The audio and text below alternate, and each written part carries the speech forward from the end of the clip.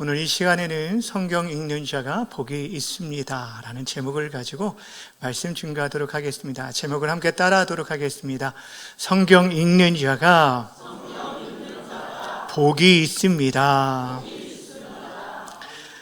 오늘 설교의 주제가 무엇인지 제목에 다 나와 있습니다. 여러분, 하나님의 복을 받아 누리기 위해서 우리가 어떻게 살아가야 할지를 오늘 함께 좀 나누려고 합니다. 작년 9월에 우리 교회 공동체가 전교인 90일 성경 통독을 실시를 하였습니다.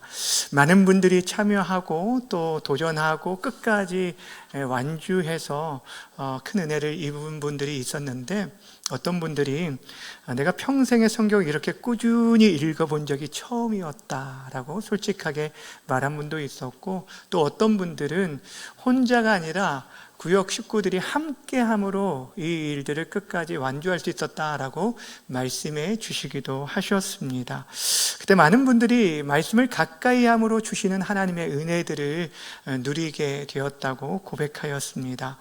올해도 역시 성경 통독을 우리가 다시 시작하려고 합니다.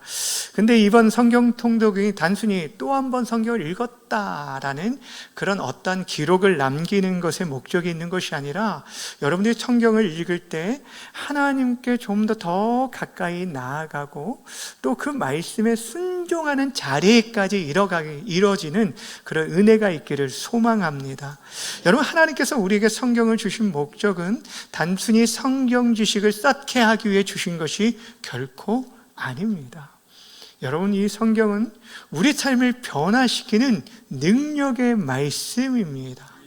성경은 살아있는 하나님의 말씀이고 우리의 심령을 살리는 능력의 말씀이라는 거예요.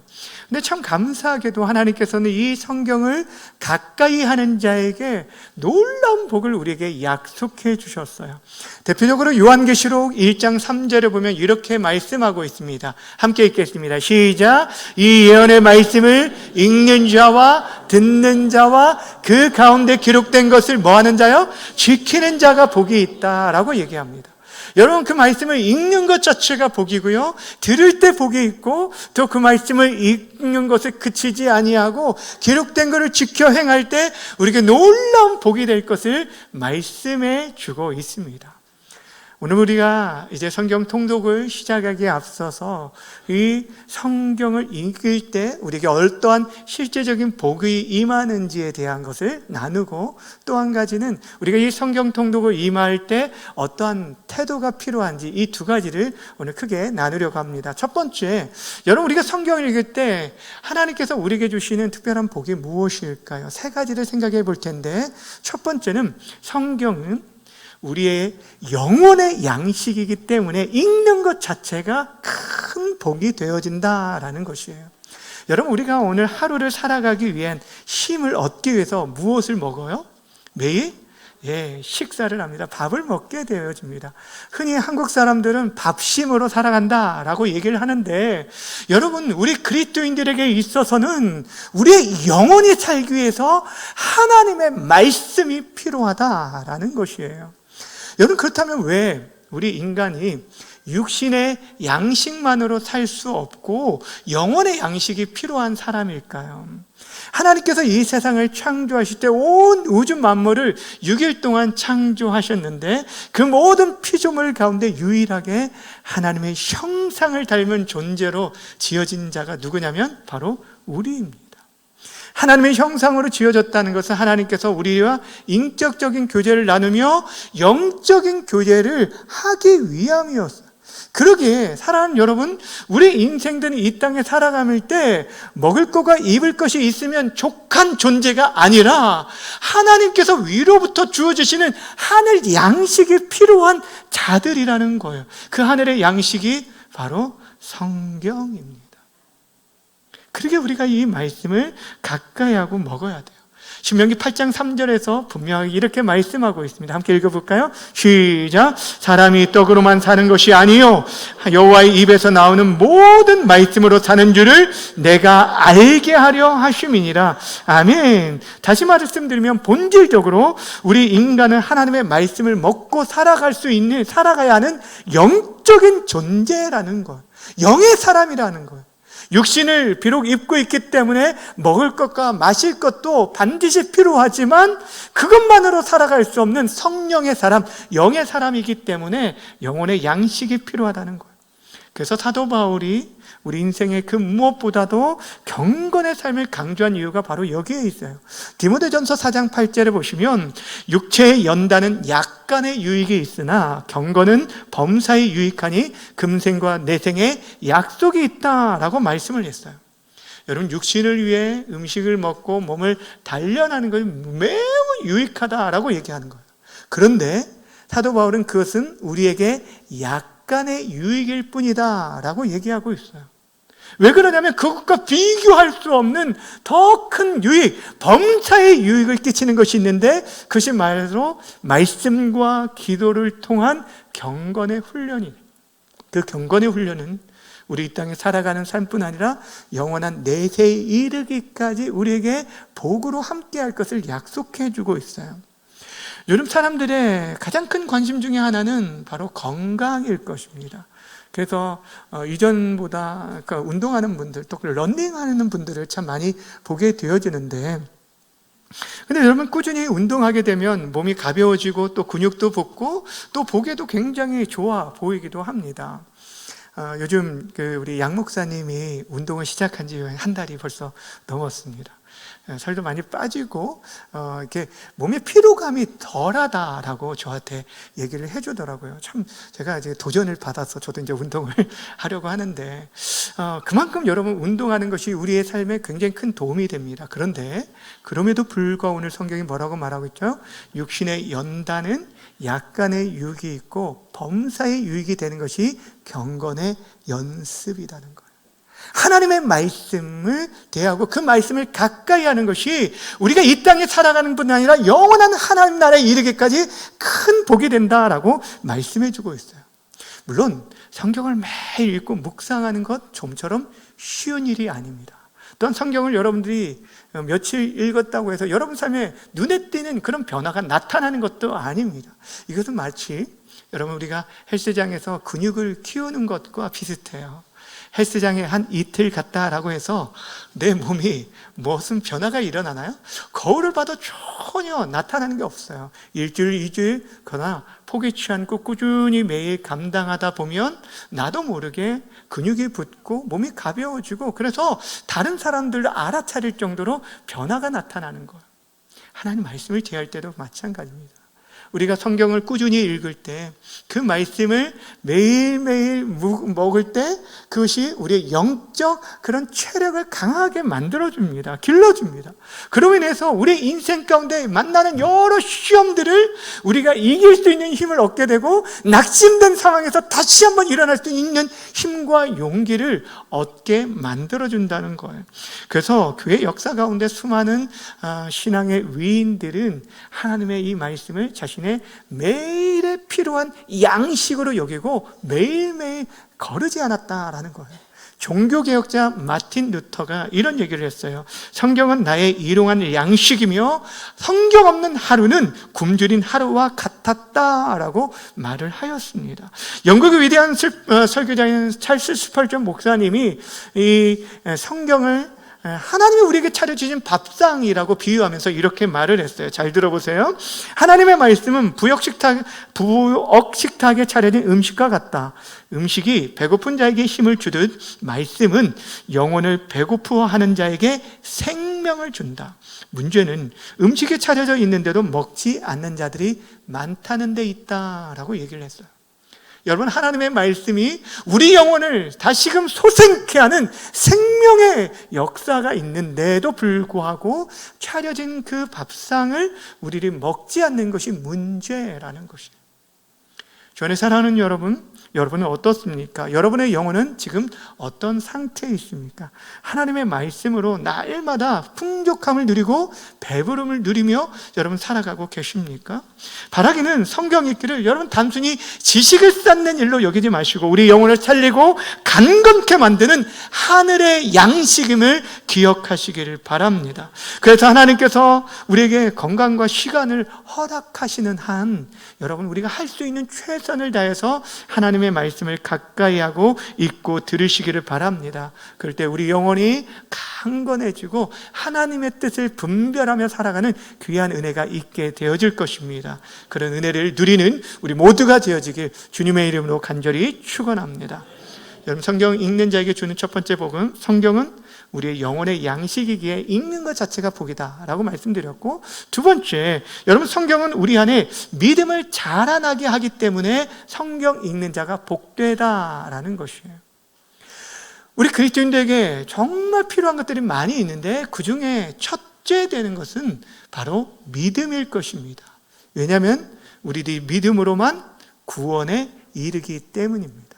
물론 여러분, 구원은 하나님께서 우리에게 주시는 은혜의 선물입니다. 그런데 그 은혜의 선물을 받는 것이 바로 믿음의 손인 거예요.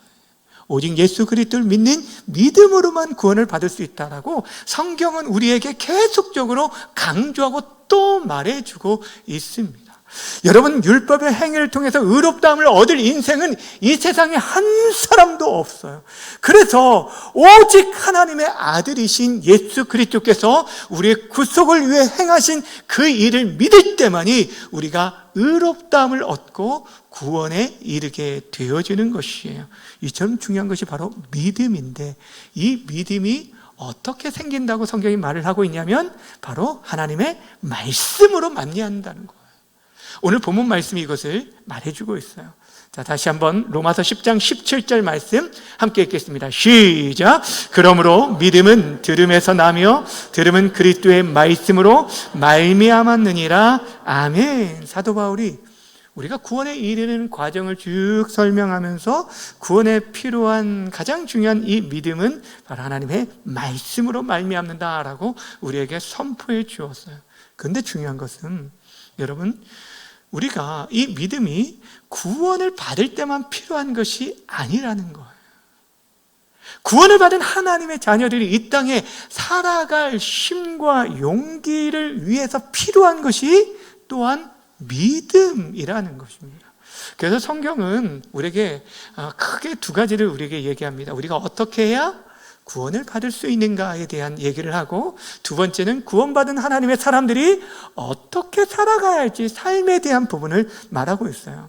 로마서가 그것을 아주 잘 보여주고 있는데, 로마서 1장부터 16장까지 있는데 1장부터 11장까지가 우리가 어떻게 해야 구원에 이를 수 있는지 구원론에 대해서 말해주고 있다라고 한다면, 12장부터 16장까지 그렇다면 그렇게 구원받은 하나님의 자녀된 자들이 어떻게 살아갈지 삶에 대한 생활론을 말해주고 있습니다. 앞에서 말한 것처럼 여러분, 우리가 어떻게 구원을 받는다고요? 오직 예수 그리스도를 믿는 믿음으로만 구원을 받게 되어집니다. 그렇다면 그렇게 믿음으로 구원받은 하나님의 자녀들이 이 땅에서 살아가는 삶의 핵심은 하나님의 뜻에 순종하는 거예요. 순종이에요.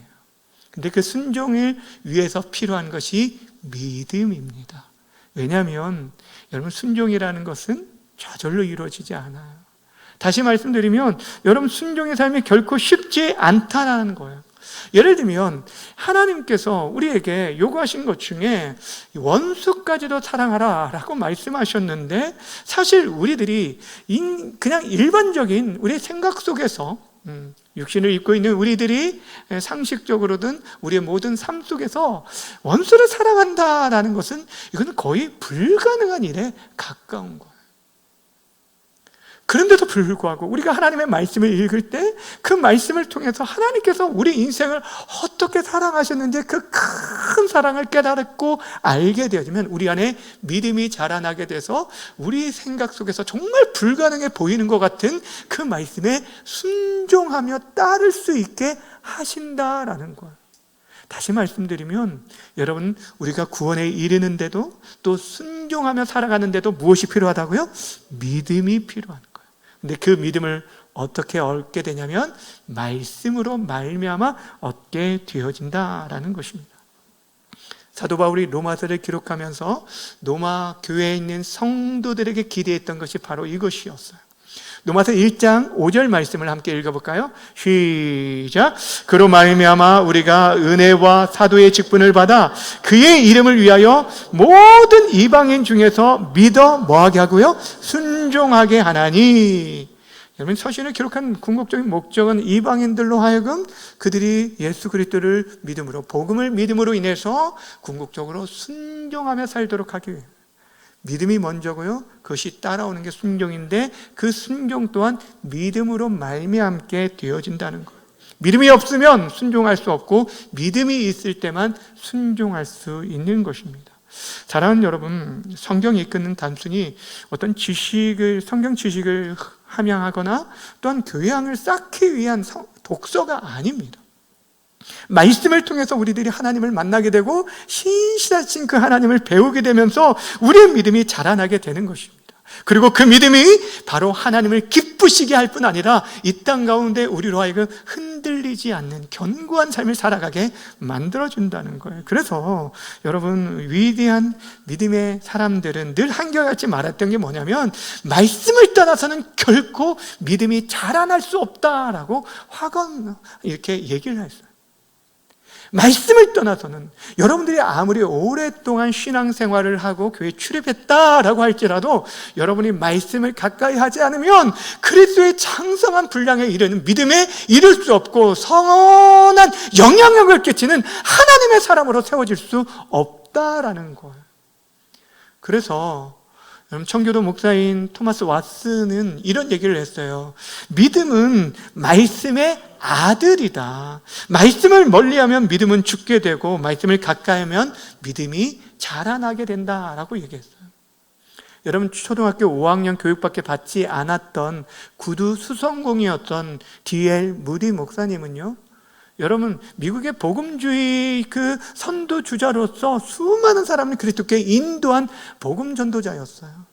근데 그가 그렇게 위대한 일들을 감당할 수 있었던 것이 바로 그 안에 하나님이 주신 믿음 때문이라고 얘기하면서 자신에게도 정말 처음에 이 믿음이 자라지 않아서 너무너무 고민이 많았다는 거예요. 그래서 계속적으로 기도하고 또 기도하고 하였는데도 믿음이 자라지 않아 실망하기까지 했는데, 말씀을 읽던 중에 오늘 본문 말씀인 로마서 10장 17절 말씀을 읽으면서 믿음은 들음에서 나고 들음은 그리스도의 말씀으로 말미암다는 것을 깨닫고 이 말씀을 붙들기 시작했어요. 그래서 매일 시간을 정하고 말씀을 읽기 시작하면서 그 믿음이 자라나서 그 귀한 일들을, 위대한 사역들을 감당할 수 있었다라고 고백하였습니다.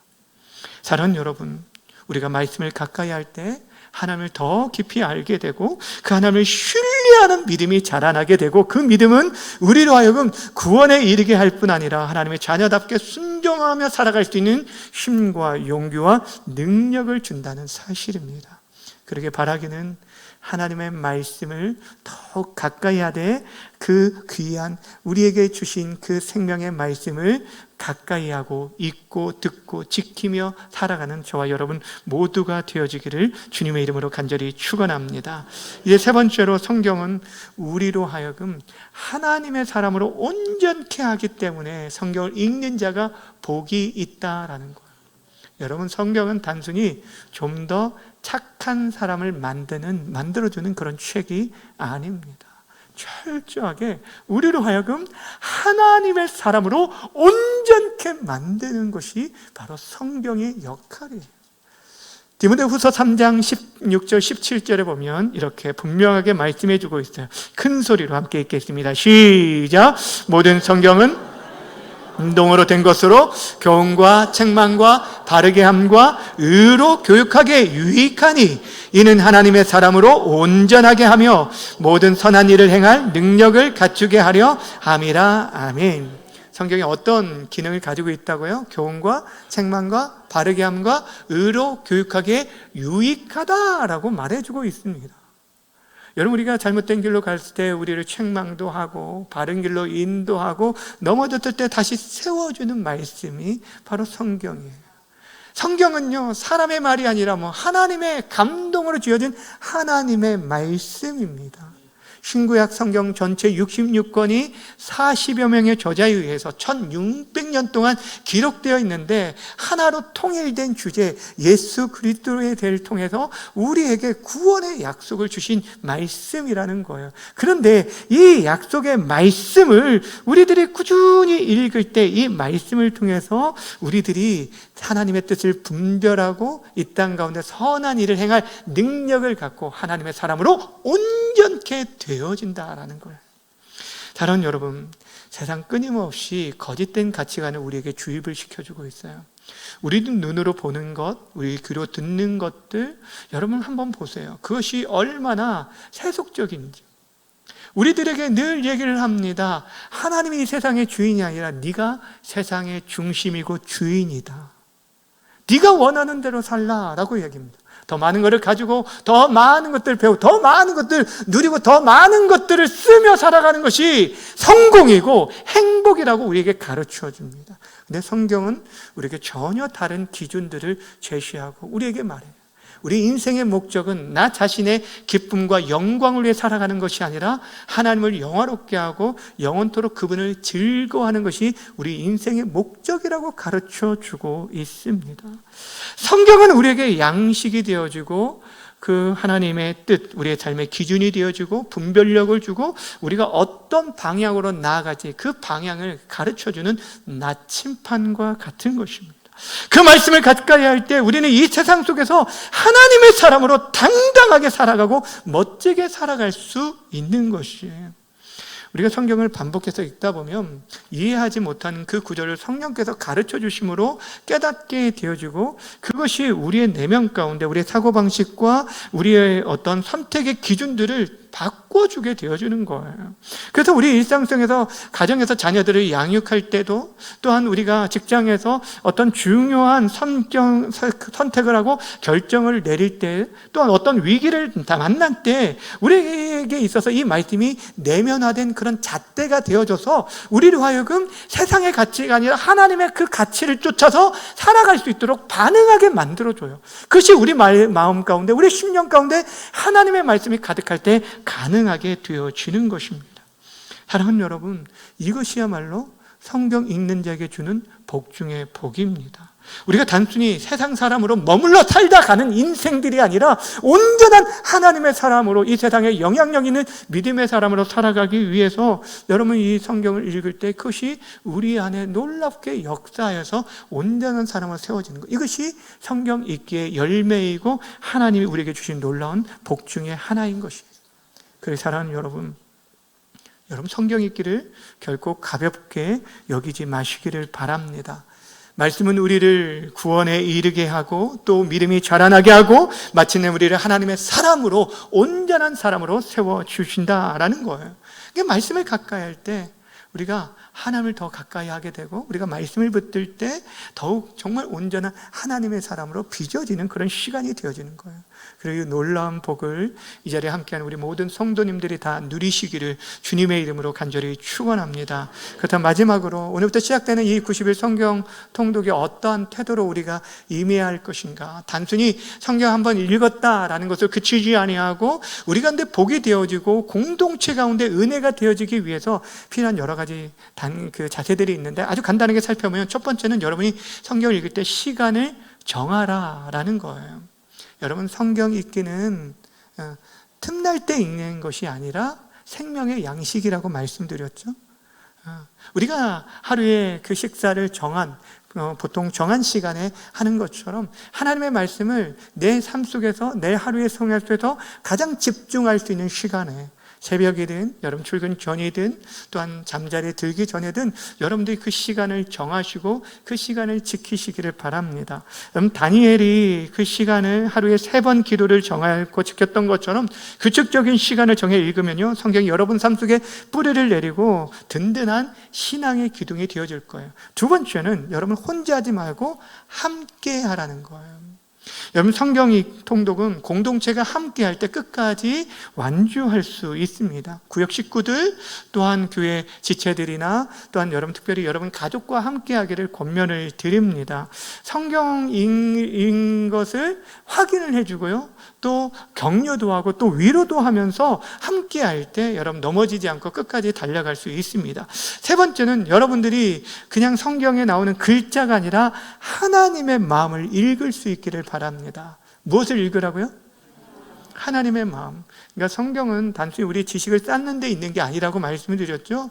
그 속에서 나에게 말씀하시는 하나님의 마음을 하나님 오늘도 나에게 들려주옵소서. 그리고 그 한 말씀을 묵상하고 붙들고 살아갈 때 우리 안에 놀라운 능력들로 나타나게 되어주는 것입니다. 그럴 때 하나님 우리를 얼마나 사랑하시는지 알게 되고 우리 또한 하나님을 더욱 사랑하게 되어질 거예요.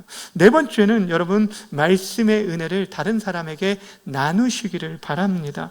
마음에 남는 한 구절들을 여러분들이 기억해서 그것들을 우리의 그 가족들이나 또한 우리 구역의 채팅방에 이렇게 좀 나누셨으면 좋겠어요.